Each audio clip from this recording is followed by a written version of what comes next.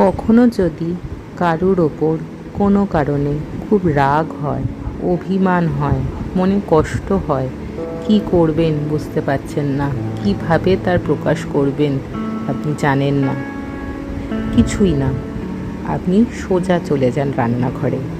আপনি যেটুকু রান্না পারেন, যতটুকুনি আপনার ক্ষমতা, তাই দিয়েই নতুন কিছু তৈরি করুন। নিজের জন্য করুন, নিজেকে সেটা পরিবেশন করুন। আমি 100% গ্যারেন্টি দিয়ে বলছি, এই রান্না করা খাবার আপনার সকল রাগ, দুঃখ, অভিমান ভুলিয়ে দেবে।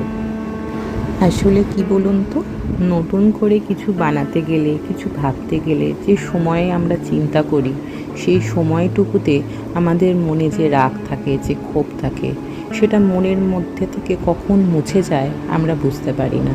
আমরা সেই নতুন বিষয়টিকে নিয়ে ভাবি, চিন্তা করি, কিভাবে একে আরও ভালো করা যায়, কী করে এর টেস্ট নতুন করে সুন্দর করা যায়, এই নানা চিন্তা আমাদের মনে তখন বাসা বাঁধে। অথচ আমার মনে একটু আগে যে রাগ ছিল, যে ক্ষোভ ছিল, সেটা কখন মন থেকে সরে যাবে আপনি টের পাবেন না। আসলে রান্না বিষয়টা শুধু খাওয়ার সঙ্গে যুক্ত নয়, আমাদের মন, আমাদের চিন্তা, ভাবনা সকল বিষয়ের সঙ্গেই কিন্তু ওতপ্রোতভাবে জড়িত।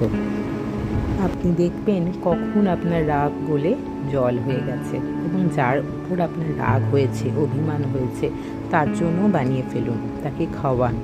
সমস্ত মান অভিমান মিটিয়ে নতুন করে আবার পথ চলা শুরু করুন। এই যা, আজকে যে আমি পালং পানির করছি এবং প্রথমবার করছি, আপনাদের সেটা বলতেই তো ভুলে গেছি। আমি যদিও কারোর উপর রাগ করে বা অভিমান করে রান্না করিনি, আমার বাড়িতে কিছু গেস্ট এসেছিল, তাদের কথা ভেবেই পনিরের কি করা যায় সেটা ভাবতে ভাবতেই মাথায় এলো পালং পনির। আমি খেয়েছি অনেকবার, কিন্তু কখনো করিনি। আজকে সেই রেসিপি আপনাদের সাথে শেয়ার করছি। কিভাবে করলাম পুরো ভিডিওটি রয়েছে, আপনারা দেখে নেবেন।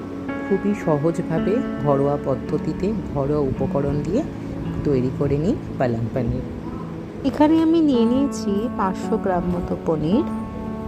পালং শাককে ভালো করে আমি বয়েল করে নিয়েছি কাজু বাদাম দিয়ে, তারপর পেস্ট করে নিয়েছি, তারপরে পেঁয়াজ কুচি, রসুন কুচি, আদা কুচি দিয়ে ভালো করে ভেজে বেটে রাখা পালং শাক, কাজু বাদাম ভালো করে নেড়ে চেড়ে, টমেটো দিয়ে, গরম জলে ভিজিয়ে রাখা পনির দিয়ে ভালো করে নেড়ে চেড়ে শেষে গরম মশলা, কাসুরি মেথি দিয়ে তৈরি হয়ে যাবে পালং পনির। Thanks for watching.